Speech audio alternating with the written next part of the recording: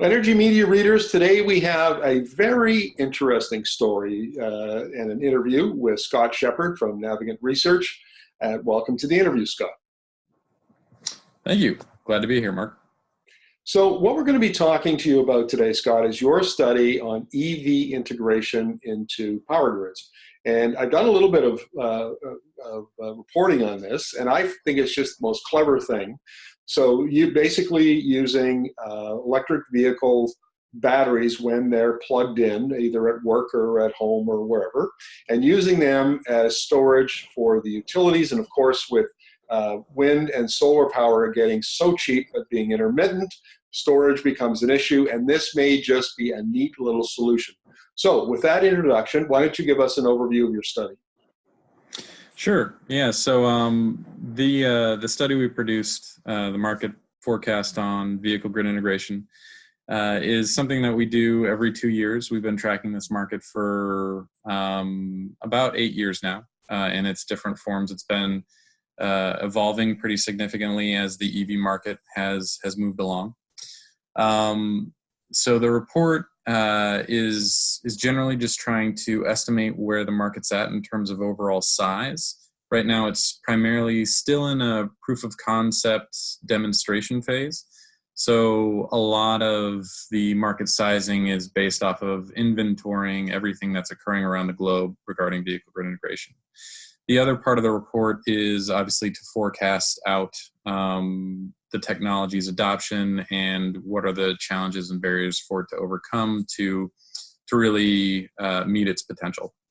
And so we forecast that the technology is fairly small right now. As I said, it's proof of concept, but it has the potential to reach over 1.4 billion in terms of overall market revenue in the globe. And when we're saying that, we're saying that it is basically all the revenue that's tied to certain activities, vehicle grid integration activities like frequency response or regulation, volt-VAR optimization, aggregation of EVs and capacity markets. All that can generate significant revenues, and in aggregate, that adds up to over $1 billion. Yep.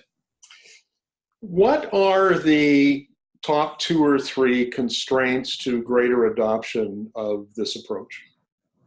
Yeah, certainly. So one of the biggest constraints right now is communicating battery information to the charge manager.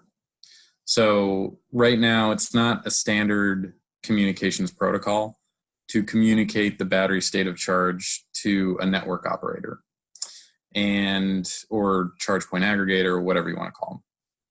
And so for any smart charging project of the capability that would allow you to tap a battery to the potential that you could really use it for these different services, you have to basically put in a device into the vehicle or make some adaptation to the vehicle to send that signal to the aggregator so that they can optimize the charge into the vehicle. Without that basic form of communication or that communication protocol, you can't ensure motive power for the drive requirements.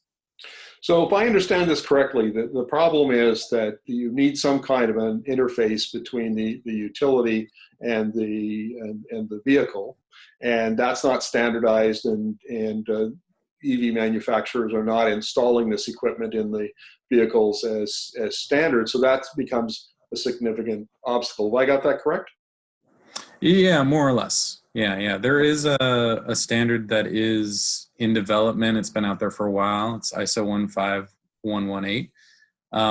And the EV charging industry has been pretty quick to calibrate their products to enable that standard, to adopt that standard. Automakers have been a little slower, so we're still seeing this standard get adopted, and hopefully over time as it gets adopted or something similar to it gets adopted, then VGI will be a little bit easier to get in. So let's say that I've got my electric vehicle charging in the garage overnight, and I've only got it plugged into the 120. And how does that work? I mean, how does the system talk to my car and put electricity into the battery and then take it out when it needs it? How does that all work? Yeah, so the first step, so you need to have a communications capability integrated into either the vehicle or the charger. So there are a lot of different ways you can do this. A lot of vehicles these days are getting some type of communications technology embedded within them. And there have been a few trials where automakers have, using a smart charging platform provider, synced up with the utility program to have that utility communicate directly to the vehicle to manage the charge. If it's not done that way, it can be done through communications technology embedded in the charger itself. And that's, to date, the most common way of doing such smart charging. A lot of trials have also leveraged a device that's been plugged into the vehicle to measure the state of charge. Let's assume that in the near future, this technology and all of the protocols and everything around it gets perfected, and we see it become widespread. Is this a real step change technology for the industry, both on the utility side and on the electric vehicle side? There is a significant step change that could occur on behalf of utilities being able to better manage the grid. For EVs, there's a more marginal impact that could occur for EV ownership. You would see a slight reduction in your energy costs, basically. So it's on the norm. Like, we don't expect that to really move the market, but for utilities, it's a great benefit. They would be able to reduce grid management costs significantly. There's also been a lot of concern that EVs would create problems for the grid, and that still might happen. But if you embed these smart charging devices with EVs, you're going to position the utility to better handle EV load that might impact the grid negatively. And it seems to me, so I look at some of the levelized cost of energy studies, and the two that I generally refer to are the Lazard and the Energy Information Administration from the US. And we've seen a steady decline in wind power and solar power costs over time. And just when we think that maybe they've leveled out, they continue to drop. So those cost curves are still bending downward quite significantly, even though they're already lower than natural gas in combined cycle in many regions. Not all, but many regions. But it seems that the addition of storage to both wind and solar is really a game breaker. So I imagine, when I think about this, is if the industry, like the power utility, was buying and installing lithium-ion or flow batteries for on site, that's a big expense, may not pay for itself. But if all of a sudden you've got access to all of these batteries that you didn't have to buy, and you don't have to worry about replacing, you just got a big pool of batteries that's probably always growing. That seems to me that could be the step change that moves along the wind and solar adoption much more quickly. Now, what do you think of that? Yeah, no, definitely. I completely agree. Renewables integration is the primary mover of vehicle grid integration. For instance, in a lot of markets where they don't really have a lot of renewables, intermittent solar or wind, the cost benefit for exploring VGI is just not that significant. But where you see markets with a lot of wind, with a lot of solar, there's a lot of wind in the UK, there's a lot of interest in vehicle grid integration, and specifically the most advanced forms of vehicle grid integration. So it's definitively a game changer for the utility side, but also for renewables integration.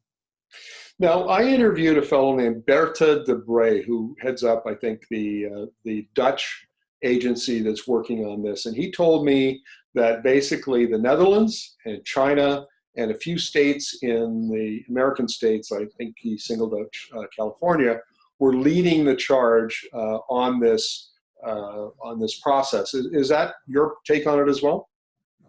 Yeah, yeah. Those are the leaders in this. That's where most of the proof of concept demonstrations have taken place. That's where activities are furthest along. I'd say Japan is also showing an uptick in interest. Japan is an interesting case in that the Japanese government was way back in 2012 or so. I might be getting wrong here on the dates, but they were pushing bidirectional chargers on behalf of vehicle to home applications with bidirectionality on the basis that they had concerns about grid reliability. And when you're able to push bidirectional chargers into the market, you're opening up significant potential for vehicle grid integration. So Japan has sort of morphed from being pushing bidirectionality for vehicle to home applications to the more vehicle to grid applications, which are a little bit more exciting. I want to back up for a little bit, Scott, because you and I I've interviewed a number of times now. We've talked about, EVs, but also the bigger picture, the bigger issue of technology adoption. And I have that kind of a question for you. So in Canada, there's a big debate about, why should we decarbonize the Canadian economy and bear the penalties that come along with carbon taxes and so on. And it's always seen as a penalty. We're going to bear some extra cost. And it seems to me, looking at this particular issue as an example, that for California, for the Netherlands, for China, there's a first mover advantage by figuring this out and maybe being able to sell technology or selling expertise or whatever it is. And so there's an advantage to take to being at the forefront, an early adopter, and you get out in front of, you dominate some of these niches in the market. What's your take on that? Certainly. You can see that early on with some of the most advanced vehicle grid integration companies out there. A lot of them come from California, and now they're doing projects in Europe. They're supporting projects in Europe. They're supporting projects in Japan. They've done projects in China. China will eventually be a very big market for vehicle grid integration. They got the biggest PEV population in the world, but they haven't really had the right systems for vehicle grid integration. So yeah, there's a definitive advantage to being a home to innovators of this sort of technology. It's going to be around for a long time, and it's going to be big once it finally gets out of proof of concept stage. No, Scott, this is going to be my last question for you, but I've been around for a little while, and I remember the dot-com boom, the telecom boom of the 90s, when everybody was laying cable and they were laying the new infrastructure for the internet, which, now we look at 20 years on, really has changed, transformed the economy in many ways. And are we looking at that kind of a transformation in the 2020s as utilities begin to upgrade their networks and their grids and so on, and to accommodate new technologies like EVs, solar and wind and so on? Is it analogous to that telecom boom? I'm not very well versed on the telecom boom, but I do see it as a revolutionary time for utilities. I've said this quite a few times, that the EV really does create an opportunity for utilities and independent energy service providers to bring new solutions into the market, to bring new energy efficiency solutions and smart energy solutions into the market that just weren't that possible because they weren't that interesting and they didn't have that much savings relative to individual income. the EV really creates this this opportunity to sync up everything and to create a revenue generating resource for the individual. And from that capacity, you need to have a utility that's able to have sophisticated communication technologies to optimize all these different resources. So we at Navigant see that as more of an energy cloud emerging rather than the centralized energy system of the past. And that's going to create pretty significant revolution. One more question before I let you go. Does that mean that the new digital technologies like machine learning, artificial intelligence, and so on, quantum computing that are coming along, will they be a big enabler of the transformation you just talked about? Yeah, probably. I'm not really well versed on the mechanics of AI and its applications for all utility systems. There are advantages for AI in various aspects of VGI. Some are less sophisticated and may be more easily displaced by manual operation. So for instance, for VGI, you really need battery state of charge and time of departure. And a lot of the aggregator platforms, they can get state of charge through a device and they can automate that process. But for time of departure, you either need an owner input on that, or you need to use some sort of AI capability to estimate that information. Similarly, in the more advanced forms, you'd want some sort of AI capability to optimize scheduling. So there are instances that would benefit from some sort of AI platform. I think it's part of it. I don't think it's a huge part, but it's definitely part of it. Okay, great. Scott, thank you very much. Always enjoy talking about electric vehicles and electrification of transportation with you. And thank you for this, and we'll look forward to our next chat. All right, thanks, Markham.